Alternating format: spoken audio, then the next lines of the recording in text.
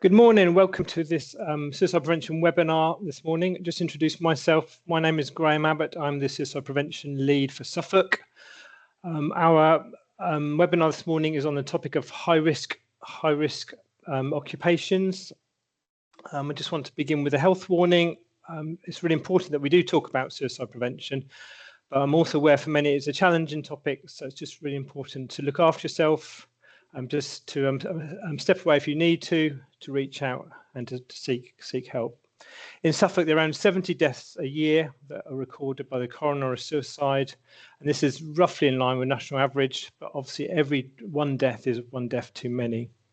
Making suicide prevention everyone's business is important because it's the interactions that you and I have as we go about our lives, and that's our personal lives and our work lives, that will make all the difference. So that this webinar is part of a series of webinars that pick up the theme we see in suicide deaths. So far we've covered relationship breakup, poverty, substance misuse, autism, domestic abuse, young people, and today we're talking about high risk occupations. Just some very brief slides just to set the scene. There was the Office of National Statistics in 2015 looked at occupations in suicides, and so this is a little bit old, so it's 10 years old, but just to sort of highlight some of the themes that came out from that. So low skilled labourers, including construction, so people were 3 times higher than the male national average. Skilled trades, plasterers, painters, decorators were more than double the risk compared with the male average, and culture, media and sports occupations 20% higher. With women, health professionals, especially nurses, 24% higher risk than the female national average. Culture, media and sports, again. Carers, nearly twice the national average risk, and primary and nursery school teachers were elevated risk, although the education sector generally showed a lower risk.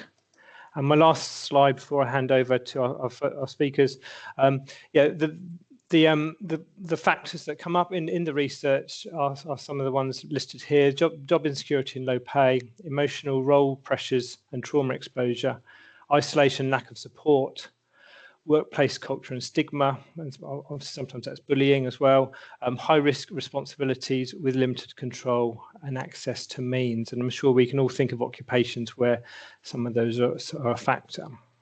So our speakers this morning, we're going to start with Paul Croft from the Lighthouse charity, which was the construction industry, then hand over to Graham Miles, agricultural chaplain for the Church of England in Suffolk, then Gail Jones from Get Set UK, and then we're going to finish with Glenn from the local Samaritans branch. The chat function isn't working, but the question and answer function is, so we just encourage you, if you've got any questions, please put them in there and we will answer them at sort of convenient points between speakers. So without any more ado, I'm going to hand over to Paul, and I'll stop sharing this. Thank you. Thank you, Graham.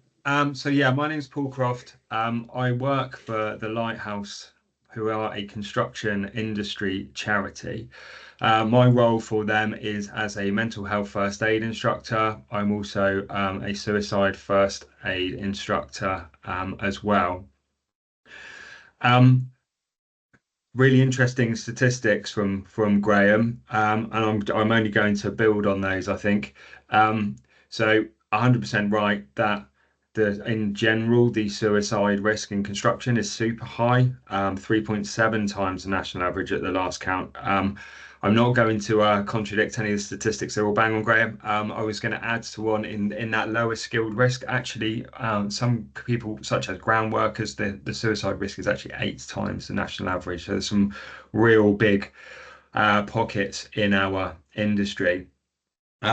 The Lighthouse was set up 75 years ago, actually, because construction has always been a high-risk industry.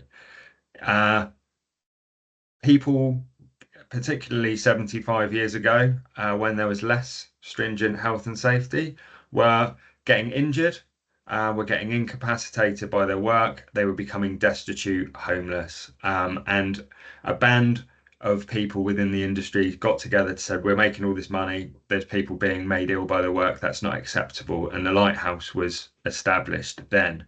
And that work still continues. I'm going to play a video to show some of the things that we do in a minute. But in comparison now, there were last year, in terms of fatalities on construction sites, there were 39 and another 10 in Ireland. So pretty much just short of 50 fatalities on construction sites. Last year in construction workers, over 500 construction workers took their own lives. So 10 times that amount of people. Which is a staggering number. 2 people per working day is a number that we talk about a lot. And that's primarily, whilst we still support with lots of other things, and I'll talk a lot about those things, that is the biggest risk in construction at the moment. So things like this are super, super helpful for definitely raising awareness in this space. I'm going to just share a video now which talks a little bit more about what it is that we do, and then I'm going to try and link that into how that helps around suicide prevention as well. So give me a second to share my PowerPoint. Hopefully we can see that. On.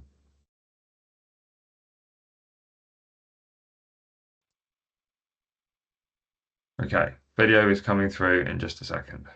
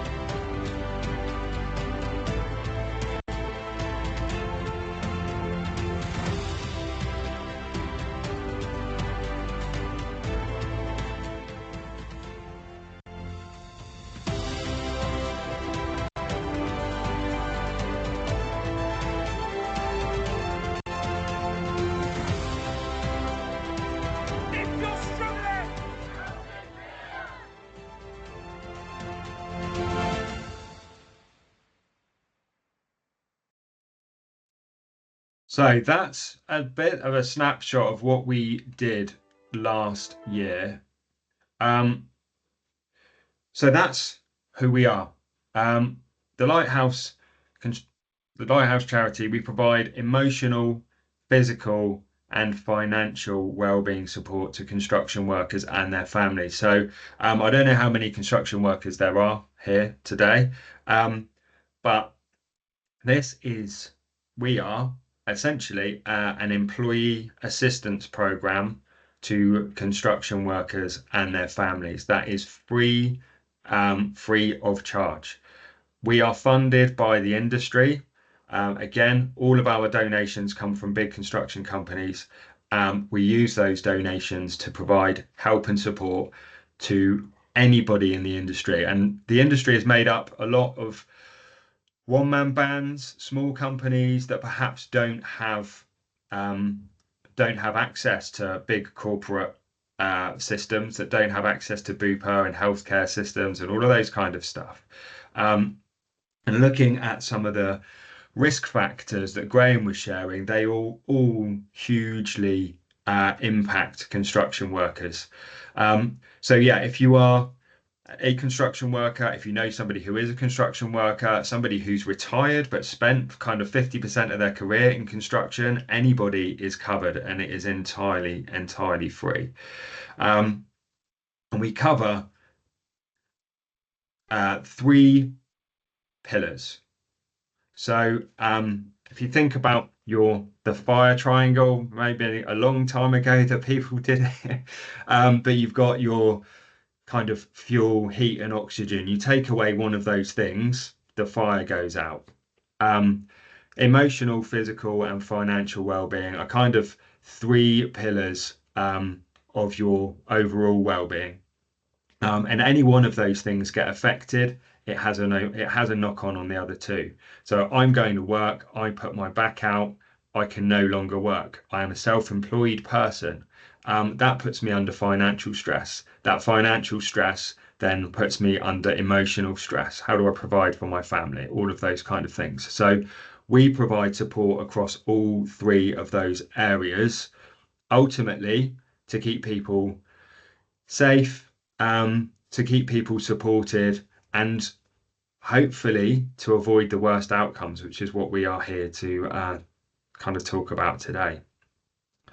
So some of the things that we provide in each of those areas around emotional well-being, we do lots in the mental health space, but you can phone us up if you've got any problems. Really, we can provide relationship support for loneliness. If you've been through trauma, or you're a victim of bullying or any of those things, then we can provide counselling services and all of those things, loss and bereavement. And the big one that we do lots around is supporting people with suicidal thoughts.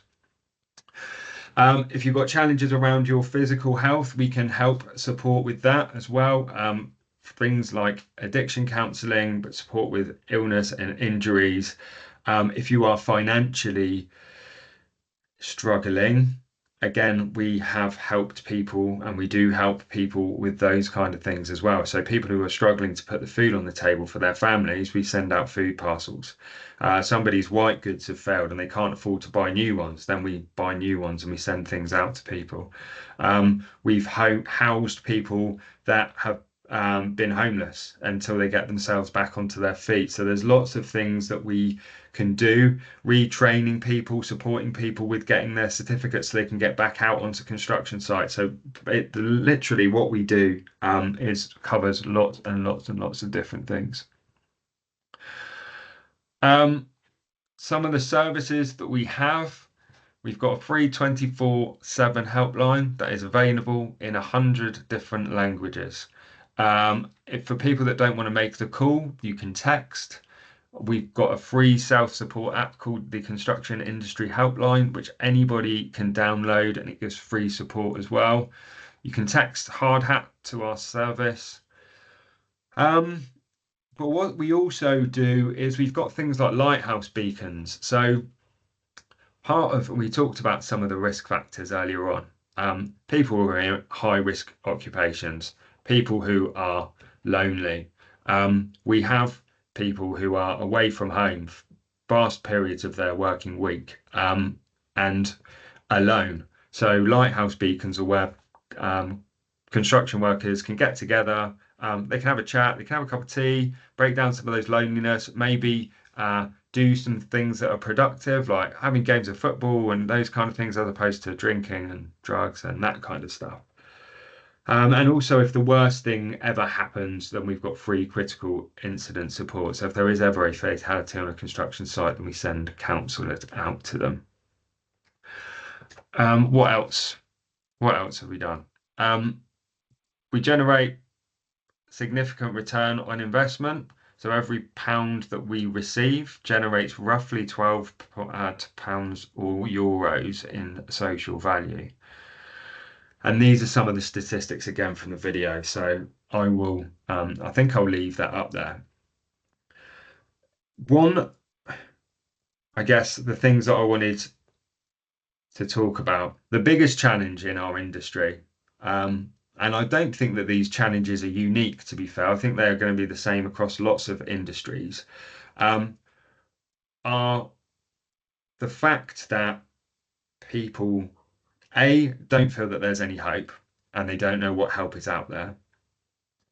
In our industry in particular, it's full of big, strong men who don't want to open up and talk about how they are feeling. And they don't want to ask for help, but even if they did want to ask for help, they wouldn't know where they could go. And I think from the work that I do as a suicide first aid instructor, one of the things that really stuck out for me, and it's one of the things that I keep in the back of my head all the time when I'm having any conversation with somebody who is thinking about taking their own life, is the fact that people who take their own lives actually don't want to die.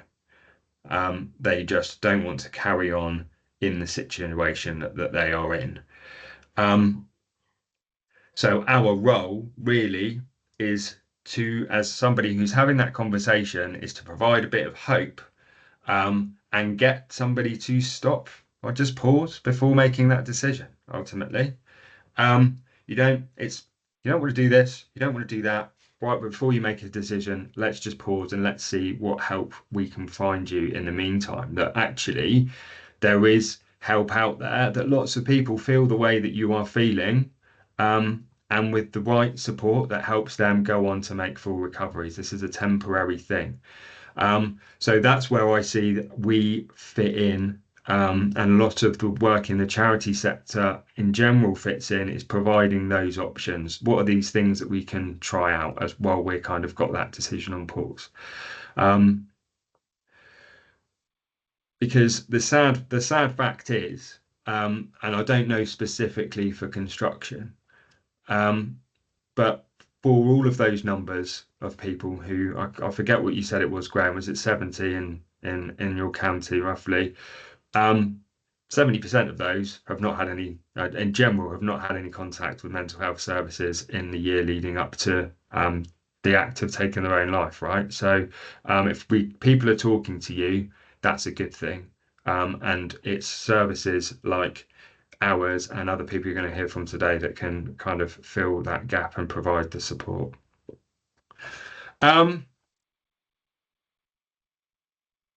Yeah. So last year we provided 5,500 construction families with wellbeing support, meals delivered to families in need. Again, similar number of counselling service.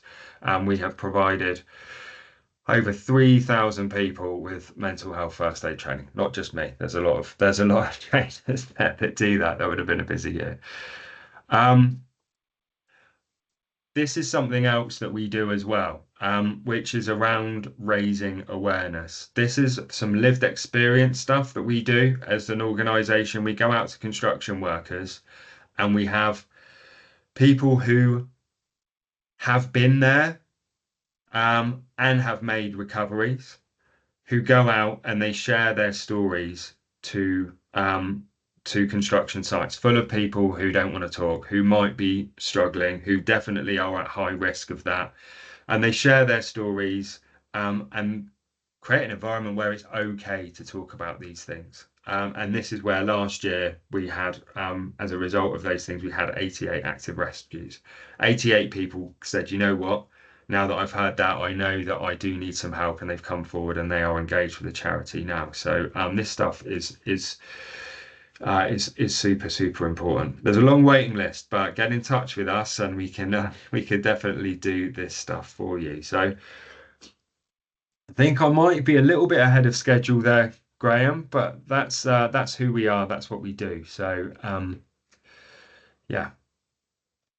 Thank you, Paul. Thank you. That's really, really helpful. And just looking at the range of people on this call, and there's people that are working in schools or working in charities or in sort of the public sector and social services and lots. And actually, they'll be working with families or individuals that are working in the industry. So it's really, really important that, it's really helpful to make people aware of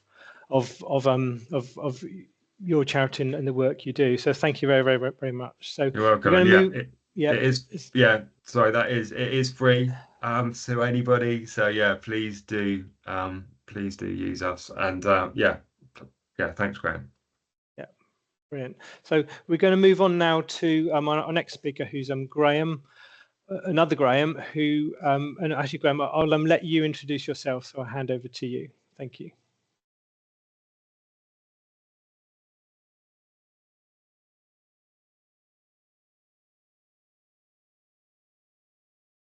Hopefully.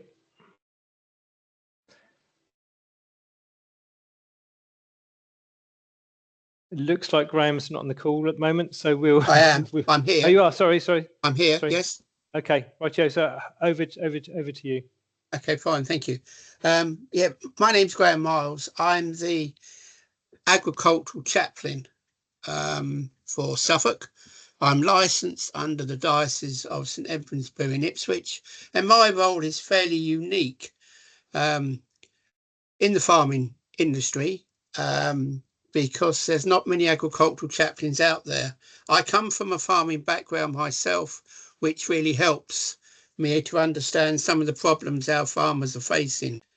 And you know, like Paul said, like the construction workers, you know, farmers think they're the big guys, but when you get to talk to them, they are quite soft at heart, really.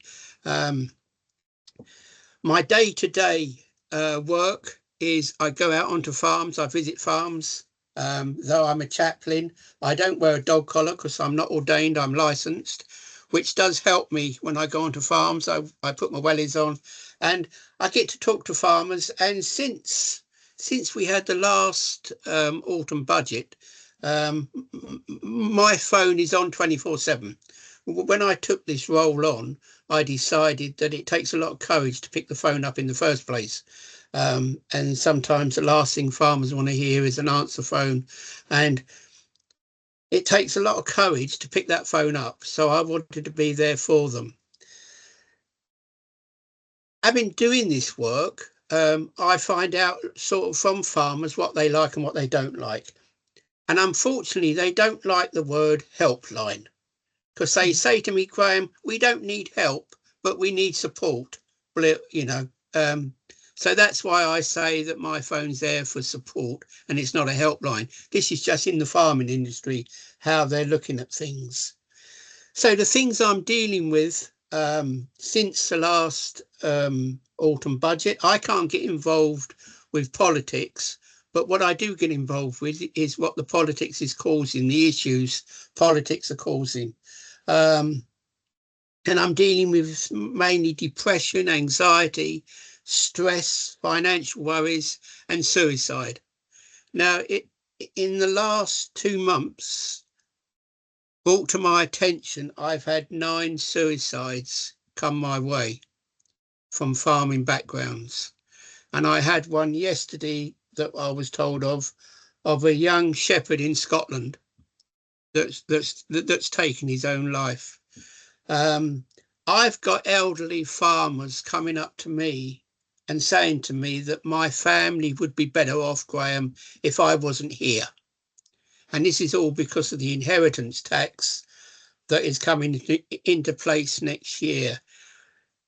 Farmers are feeling that they've let their ancestors down because it's been handed down to generations. You know, they've all coped, but now it's in their hands. They're feeling that they've let their ancestors down because of this situation that they've been put in. There's many issues out there that farmers are struggling with. It's been the worst harvest this year around here.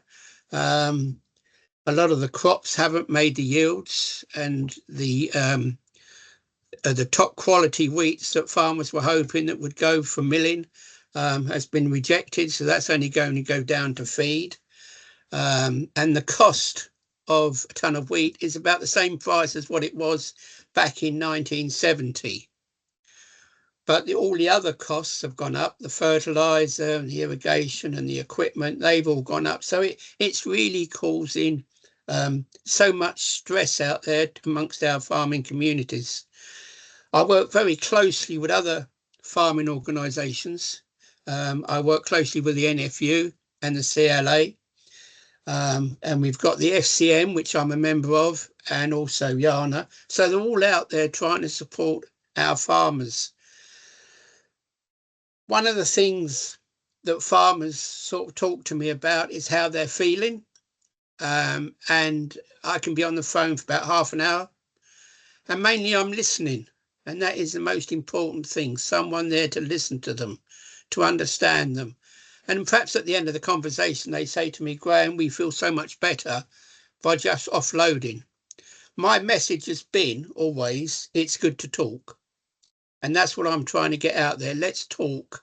And also with people that are thinking about suicide, that, you know, as Paul said, perhaps, you know, they don't really want to do this, but at the situation at the time, they think that's the only way out.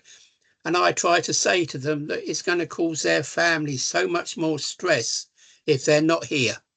So let's talk about what the problem is. It's not just the older generation of farmers, it's also the younger generation of farmers now that are coming to me because they want to farm their family farm. But if they've got to sell off so much land to pay the inheritance tax, there's not going to be enough land for them to farm.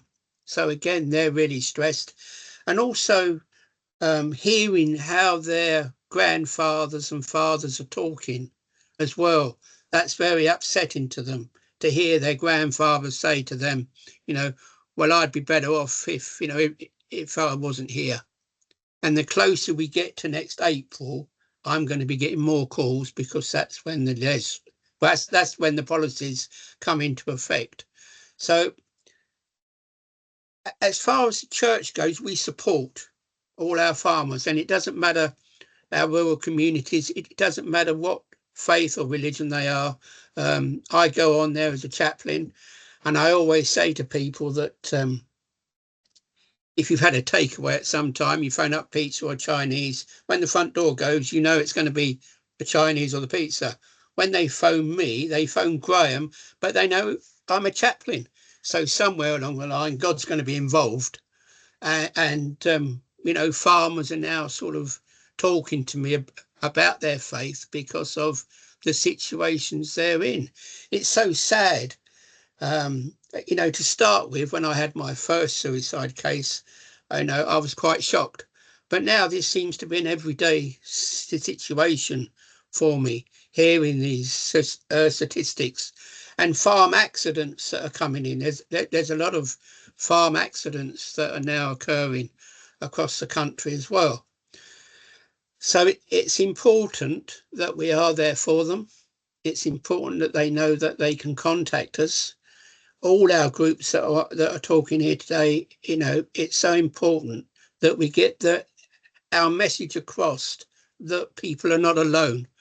There is people out there to help them in whichever way that we can and support them. And I think that's so important that we do get that message across. And as I say, the farming communities is really struggling at the moment, and they really need everybody's support. Thank you, Graham.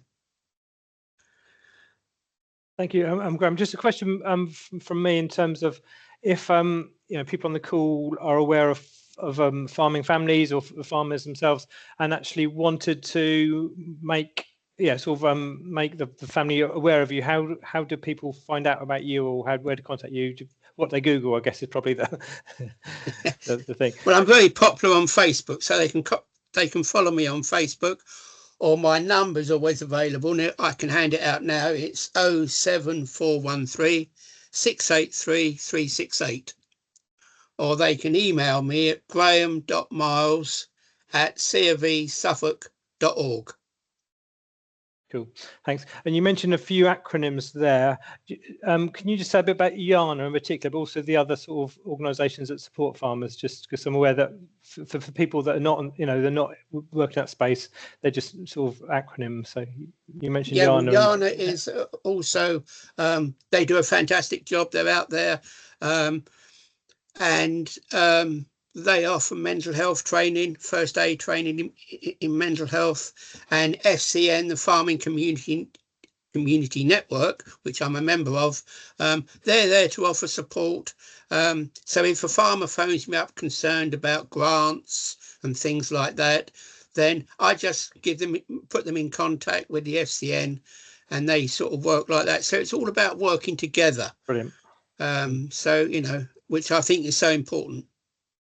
That's great. And if you could put your number in the chat function, which I thought is actually turned on, I thought it turned off, but never mind, that's Microsoft Teams, be really helpful. So I will.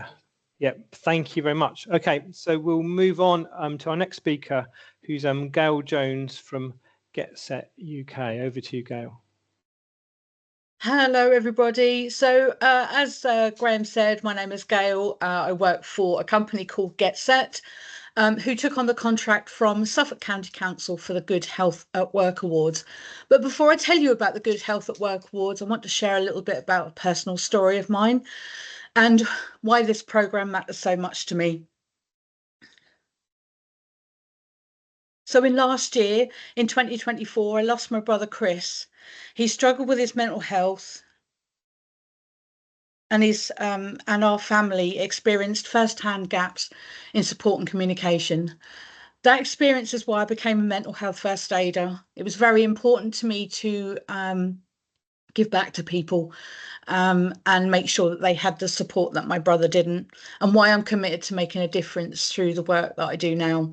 I did take 4 months off work between his death and starting at GetSet because I wanted to reevaluate what I actually did and what I actually did for the community in Suffolk, which is very important.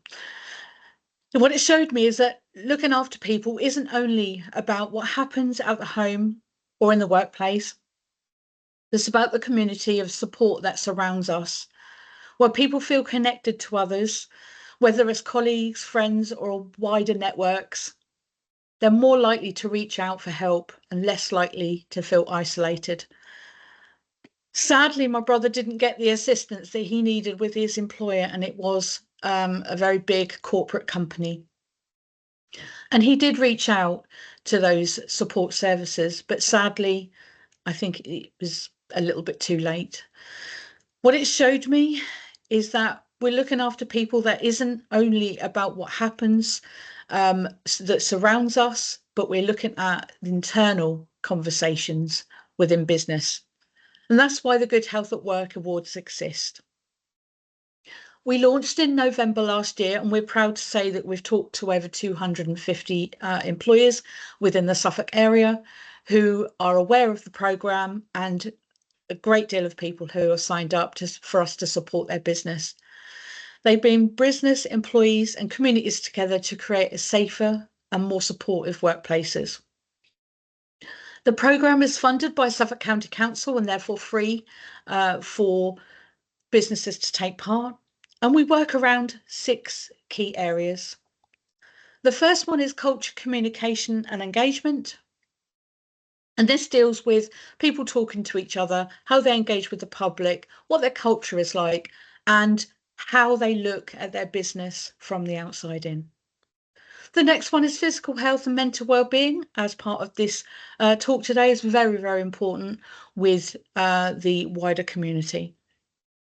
We then move on to things like health and safety, fair pay and secure work, developing an inclusive and equitable workforce, which is also inclusive. Social value and environmental sustainability is also part of what we offer. Through these standards, businesses can work towards bronze, silver or gold awards, but this isn't just about recognition, it's about building stronger workplaces and also stronger communities. I've seen that when people feel valued, when they feel that their well-being is supported, whether that is the owner of the company, the CEO, higher management and or the employees of the company, like the frontline staff, when there's open communication, they are more engaged, healthier and better able to communicate with their teams. And beyond the workplace, these positive changes ripple out to families and communities as well. The Good Health at Work Awards provides the structure and resources to help employers make these changes. My role is to support them along with Lynn, who is one of our navigators as well, along with Laura. We do have a very small team of 5 of us. We do also have a lady that works with the ambassador side, and that is creating these community networks to get people together.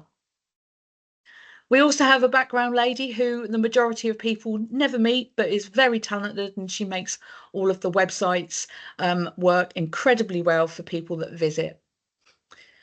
The role, myself and our team, we work through assessments, action plans, and finally achieving the award for the business, and we celebrate it along the way, and they become a part of a wider network of businesses all working towards the same goal, which is healthier people, healthier communities, and happier people.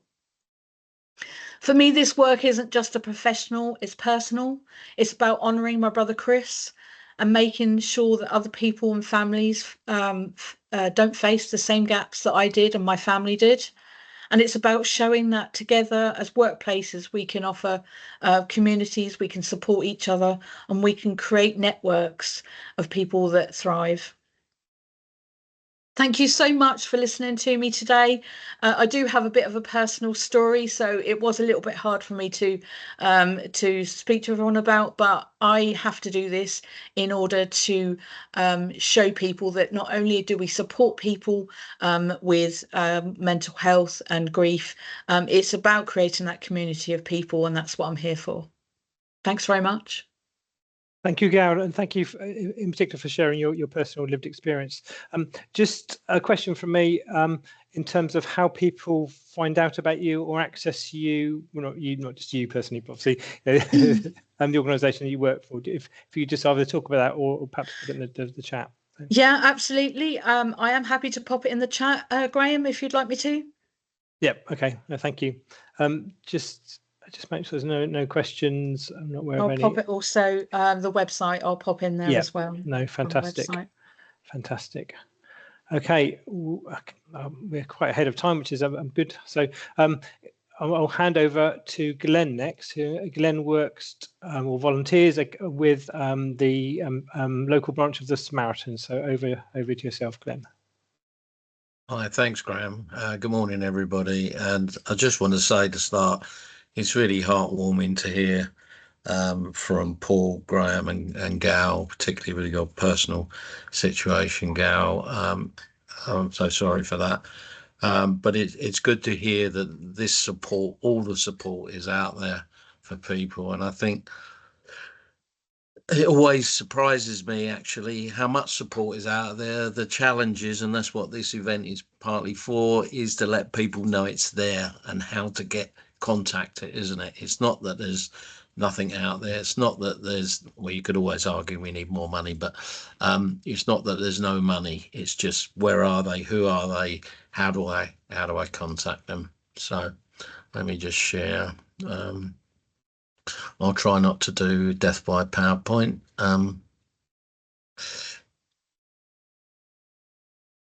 Right. Yeah. So, oops.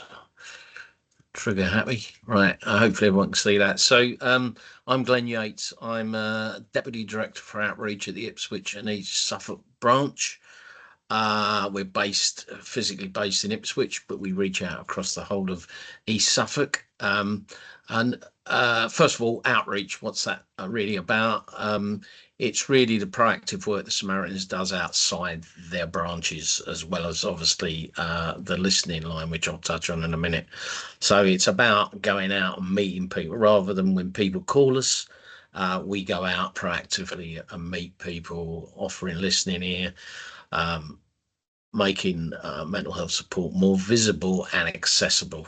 And our helpline is national, as you may be aware, and calls on that go to the next available volunteer on that system, which could be anywhere in the country. But our outreach work is an opportunity to work with our local community and support high-risk groups. So our vision is quite simple, but very important and pertinent. Fewer people die by suicide. And the values we underpin that with is listening. So exploring feelings with people that are in distress. And one of the things I want to, obviously this is about suicide prevention, but people are typically on a path to that final decision. Hopefully they don't make that decision. But so we would much prefer if people contacted the Samaritans before they get into a crisis, rather than being there just for somebody who's made that decision and is about to do it, or even doing it at that point. We're very important to us is confidentiality, so that people feel safe and that feel like they can open up. We're non-judgmental. Meaning that we are fully inclusive. We want to talk to us without fear of prejudice or rejection, whatever race they might be, whatever faith they might have, whatever job they do, or whatever their circumstances. And we don't tell people what to do. I should stress that. So we do believe in people making their own decisions wherever possible. People have the right to find their own solution. And we actually believe if we're able to help them find their own solution, that solution is more likely to stick than us telling them what to do. Who are we to tell somebody what to do? We're not inside their heads. Only that person knows that. But we can explore their feelings and thoughts and concerns and help them to find a way forward and more options. And I think the last one here is so key to what Samaritans does. So, you know, it's not a call centre that if people call us, it's you know, it's giving people time. There's no set time on a call. It's giving them our undivided attention. You know, and looking to help them reduce distress and despair. So Samaritan service at a glance. Every 10 seconds, somebody calls one of our calls our 116 123 number for support. More than 200 branches throughout the UK and Ireland. There's about 23,000 Samaritans volunteers, and they are volunteers, not paid. But I stress to add that those volunteers go through an intensive training program, which is actually valued outside of Samaritans, and it can take up to a year for somebody to become what we'd call a full listening volunteer, to go through classroom training, role play, then with a mentor, you know, before they get to that point of being absolutely kind of let loose, as it were, on the phones, because it's a privilege, I think, to be on the phones, listening to people and talking to people, but we want to make sure we get it right as well. So our free phone, 116 123, we're open 24 hours a day, 365 days a year. And, you know, our volunteers spend almost 1 million hours a year responding. There it is again. So it's not, you haven't got to be suicidal to call the Samaritans. If you're struggling and you need to talk to somebody, whether that's to offload or want to think about what your options might be to go forward. I think what Paul said from Lighthouse, you know, not everyone, not every time, but there's a lot of people that get into a situation where at that point in time they think that's the only option is to end their lives. But actually, if we can help them think of other options, you can take them out of that moment, and maybe the next day, you know, some of those options will bear fruit and they'll be in a different place. As I've said, our volunteers are trained very much so to listen without judgment, offering emotional support. So what defines high-risk occupations? We've heard this from the previous speakers. So data and trends in suicide rates, first responders, healthcare workers, military personnel, construction workers, as we heard, agricultural workers, and rail workers. So there's several occupations out there that are perhaps higher risk than others. And there's more of these stats, which we saw some of the earlier ones. And I think I won't go back through all those, but the one at the bottom there, cultural changes, shifts, for example, ideas of how to be a man and decide over traditional male occupations, which relates to some of the things we've heard, may lead to higher risk of service, you know, suicide rather. So, you know, man up and, you know, pull your socks up is not helpful. And, you know, is unreasonable expectations of anyone in a very difficult situation. So we, as well as our help, I don't want to say helpline now, because as someone said earlier, that's not what people want, do they? They want support on the phone. we deliver bespoke training for frontline staff in industries such as rail, transport, and other high-risk settings. And we help participants to learn to recognise the warning signs, open a conversation, because that's not always easy, opening a conversation with somebody, and helping them to talk, and you know, and maybe guide them to more specialist support. So we do that. We call it inside the Samaritans, we call it signposting. But we've heard today from some of those organisations that we would signpost to for specific training and can give more tangible assistance with things. And we have a complementary video-based learning tool which reinforces those skills for people that that are on the course, as it were. We have a long-standing partnership with UK rail industry, training staff to identify vulnerable individuals and intervene safely. One of our campaigns, Small Talk Saves Lives, has been quite successful, and empowers both staff and the public to perhaps interrupt people who are having suicidal thoughts by opening up a conversation with them and getting them to talk about it, or again, maybe consider options.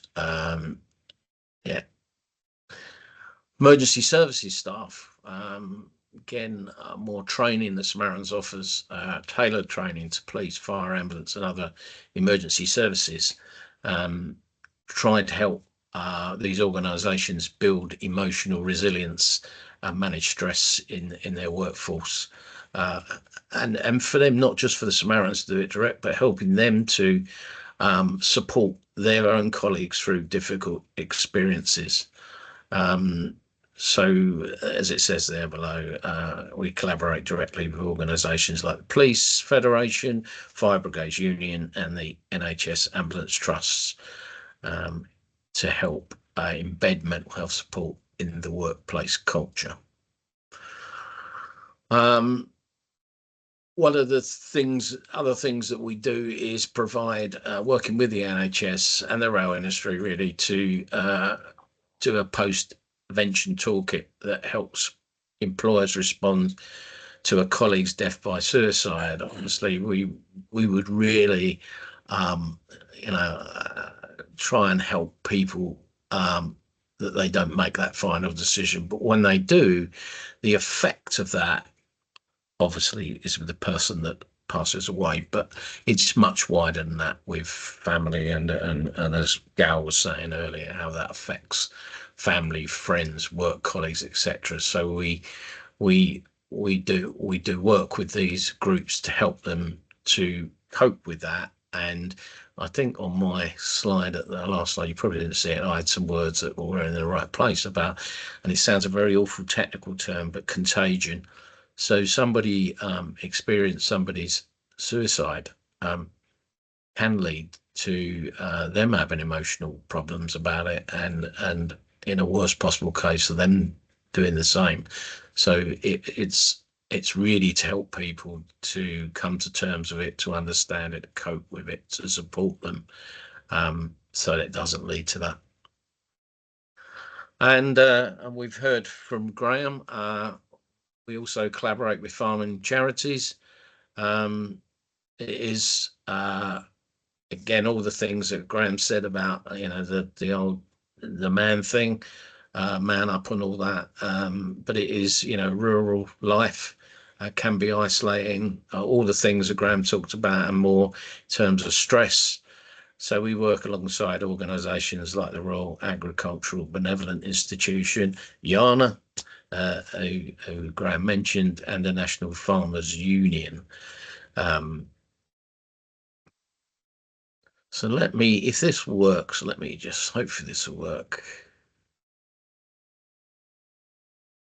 Just give me a second.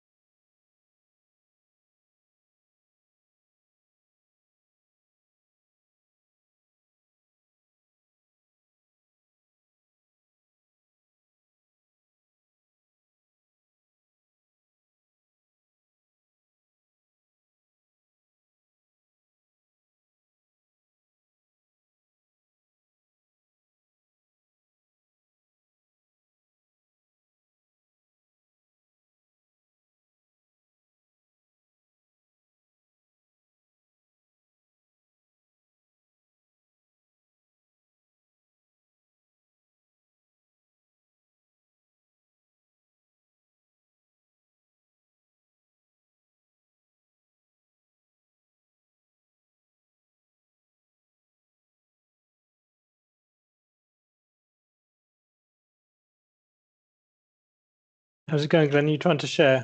So you're trying to share? Oh, the has it video? not come up? No, sorry, it's not come up. Sorry. Oh, okay. Right. Yeah. Well, I'm not going to fight with that. I thought it was playing, so it's playing for me, but not for you. Yeah, Sorry about that. Right. So let me come out of that. Right. I'll try harder with that one next time. So, yeah, there was a story of somebody in the farming industry talking about their life, and unfortunately they didn't actually take their own lives, but they attempted to, so it's a quite an emotional story. So that's it from me. Thank you for listening. The national number 116123, if anyone's called Samaritans, but what I would do is also give some contact details through Graham, if anyone wants to contact me as Deputy Director for Outreach for the branch, if they are interested to know anything more about what I've been speaking about, or anything they want from the Samaritans, particularly locally, but obviously nationally as well. I'd be happy to talk to you and share. Thank you very much. Thank you, Glenn. Just a question from me. Well, actually, first of all, if with that video clip, if you were able to paste the link in the chat, then people can watch it afterwards. That'd probably be a helpful thing to do. Yeah, that's the joys of Microsoft Teams when it doesn't do what you want it to do. Yeah, I think that's everyone's worst fear when you're sharing a video on a live call. And if people wanted to volunteer or get involved with Samaritans or be involved with fundraising, I guess, I mean, is it the local branch, or how do people go about that? Get through on the website samaritans.org, and that will lead you through to the right place, both in terms of volunteering, get you to the right place, or raising funds. But also I'll give my contact number, so if anyone is struggling or has questions, I'd be happy to take those and answer best I can. Thank you, Glenn. Thank you very, very much. Just to turn that spot off. Right, just to share my screen for the last little bit, just to highlight some. I should go back to the previous one. Yeah, so just to highlight some training options, if you want to use, there's Suffolk User Forum have produced a 4-minute video using the acronym LISTEN, which really helps equip you to have a discussion with someone who's really struggling with suicidal thoughts. So if you Google Suffolk User Forum LISTEN for suicide prevention, you can find it there. You may have heard of ZSA, Zero Suicide Alliance. They have some free online training, and the squares on the right of the screen there, they do particular training for different sectors, and they're increasing them, so that's helpful to be aware of. formentalhealth.com, because you've attended the webinar today, we're actually going to give you a free access to a webinar, sorry, a online training on safety planning and on helping someone to develop their own safety plan. And I'll talk about that in a second. And also, if you're interested in actually gaining the skills to become a suicide first aider, a really, really practical 2-day course is available, and there's various providers that provide that. Just some things coming up. Our focus this year is around safety planning and promoting safety planning as a really important tool to reduce suicide deaths in the county and beyond, obviously. And our next webinar is actually, we're going to move to a lunchtime slot, which may help for some people, but maybe not others, but and sort of lunch and learn series, and it's around safety planning. So that's going to be Wednesday, the 19th of November at 12 o'clock. With our webinar series going forward, we are going to broaden them out a little bit rather than just focusing on the risk factors around suicide. And we're going to send out a questionnaire to people that have attended the webinars to get some feedback. But the sort of thing we're thinking is sort of understanding mental health, understanding depression, so sort of emotional literacy type things that may be helpful for, I guess, the people that attend. That may be professionals or maybe individuals. Yeah, the all of the webinar series is available on the Healthy Suffolk website. So if you Google Healthy Suffolk Suicide Prevention, you will find them. And just to conclude, yeah, just it's really important if you're in terms of your self-care. So if you need to take a break and step away, please do so. If you need to reach out to trusted colleagues, friends, or family, please do so. And most importantly, if you need to seek help, please do so. So thank you for attending this morning. Yeah, it's been really great to have you join us, and thank you very much to the speakers. So thank you very much. Goodbye.